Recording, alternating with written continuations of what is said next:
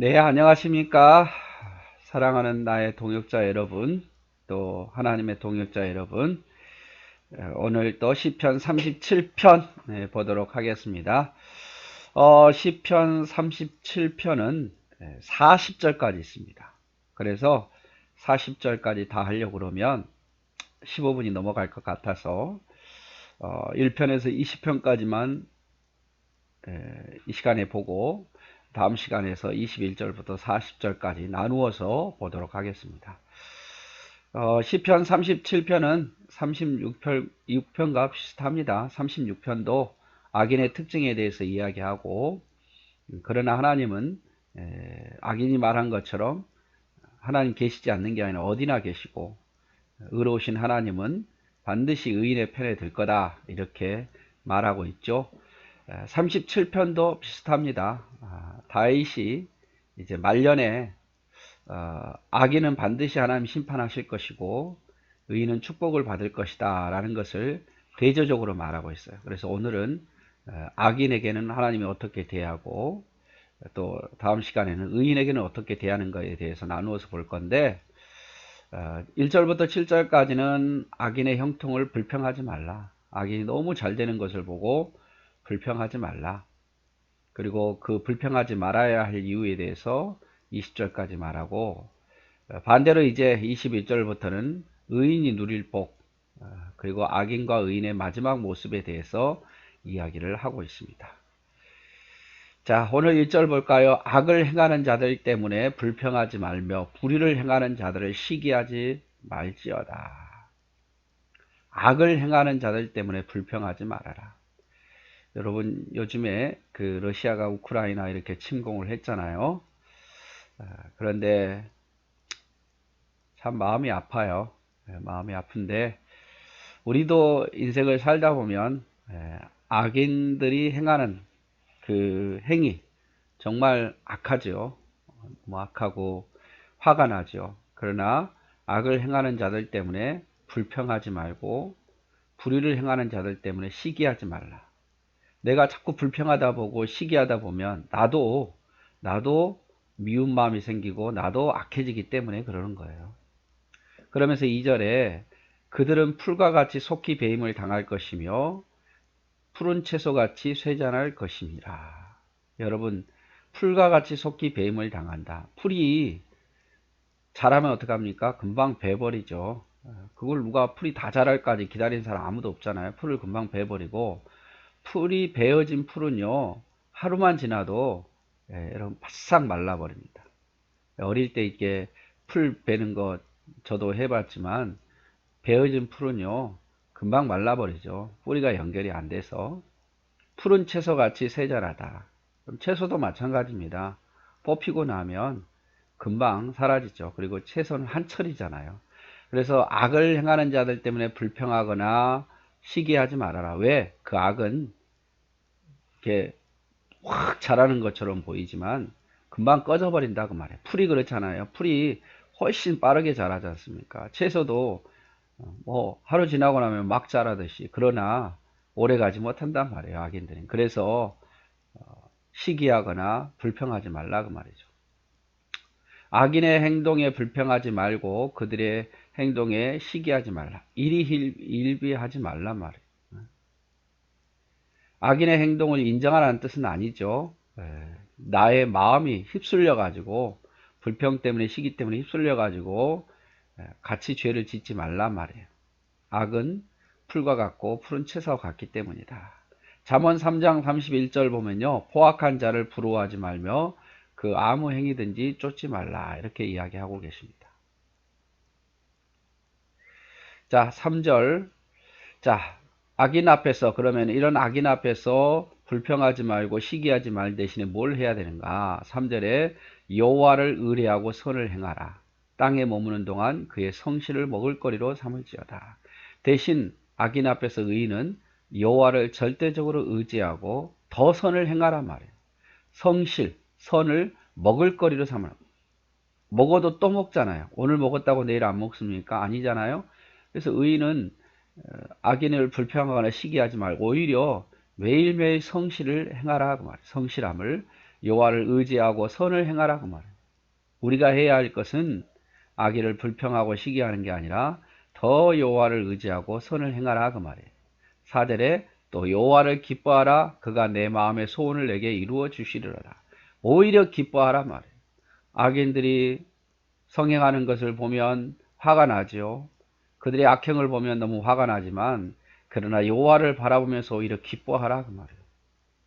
5절 내 길을 여호와께 맡기라. 그를 의지하면 그가 이루시고 내 의를 빛같이 나타내시며 내 공의를 좋은 거에 빛같이 하시리라. 오히려 하나님께 맡기라 그 말이에요. 내가 악인을 해결하려고 하다 보면 오히려 나도 악한 마음이 들 수 있으니까 오히려 하나님께 맡기라 그 말이에요. 나는 아무것도 안 해도 됩니까? 아니죠. 나도 악인에게서 죄를 짓지 않으려고 악인을 막으려고 해야 되겠지만 그러나 더 먼저는 하나님께 모든 걸 맡기라 그 말이에요. 내가 다 하려고 그러면요 좌절감이 와요. 악인을 못 막았을 때. 또 내가 다 하려고 그러면은요 악인을 막을 수 있을 때는 나도 자칫하면 복수심에 앞서 가지고요 나도 죄를 지을 수 있어요. 그러니까 여호와께 맡기라 그 말이에요. 7절 여호와 앞에 잠잠하고 참고 기다리라. 자기 길이 형통하며 악한 꾀를 이루는 자 때문에 불평하지 말라. 기다리라 그 말이에요.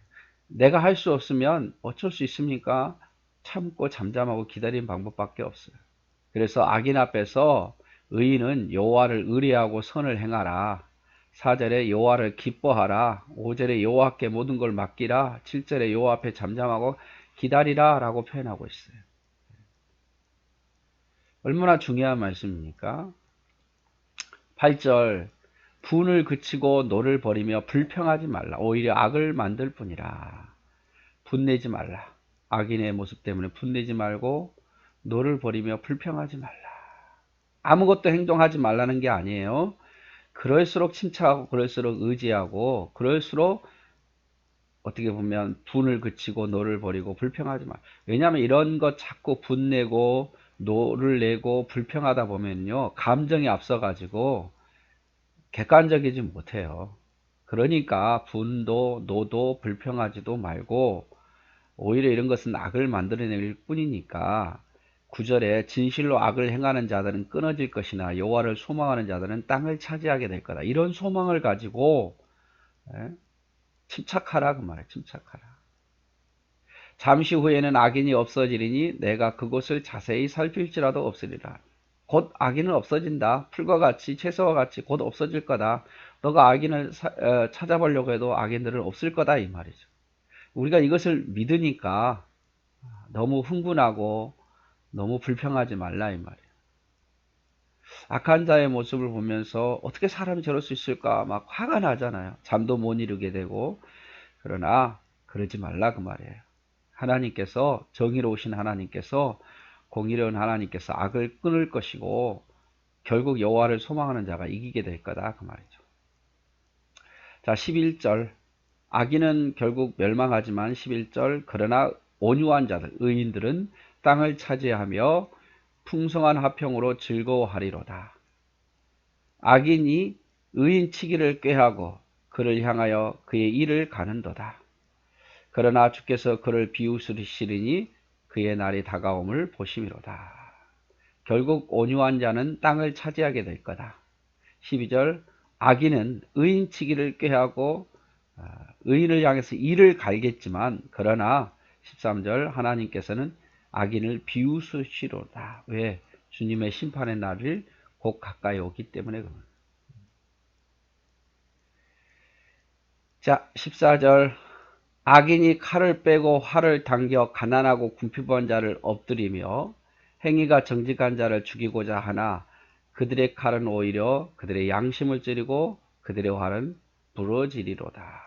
악인이 칼을 빼서 또 활을 당겨서 궁핍한 자, 억울한 자죠. 가난하고 궁핍하고 힘없는 자를 엎드리고 정직한 자를 죽이려고 꾀하지만 결국에는 악인들은 자기 칼에 자기가 당하게 되고 자기 활에 자기가 당하게 된단 말이에요. 그래서 오히려 15절에 악인의 양심을 찌르고 악인들의 활은 부러지게 될 거다 그 말이에요. 16절 의인의 적은 소유가 악인의 풍부한 것보다 낫도다. 오히려 악인이 이렇게 커 보이지만 의인의 적은 소유가 결국에는 악인의 풍부함보다 더 낫게 될 거다 그 말이죠. 17절 악인의 팔은 부러지나 의인은 여호와께서 붙드신도다.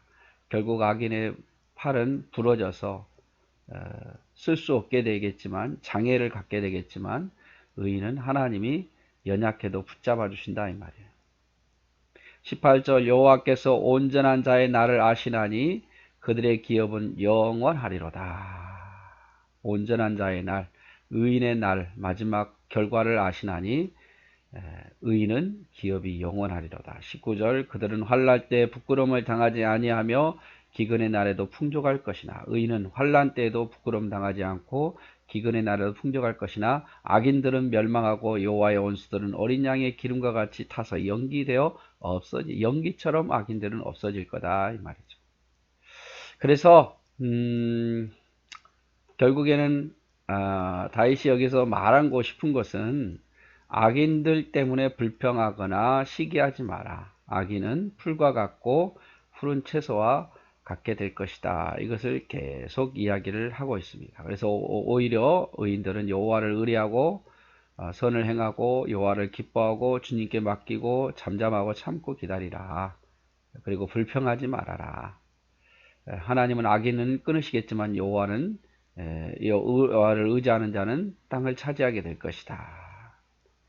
그러면서 이제 24절부터 쭉 말하죠. 악인과 의인을 비교하면서 19절에 환난 때 부끄러움을 의인은 당하지 않고 기근의 날에도 풍족할 것이겠지만 악인들은 멸망할 것이다. 연기되어 없어질 것이다. 그러므로 여러분 제일 중요한 1, 2절 말씀이죠. 악한 자들의 행위를 보고 화가 나지만 불평하거나 불의를 행하는 자들을 시기하지 말라.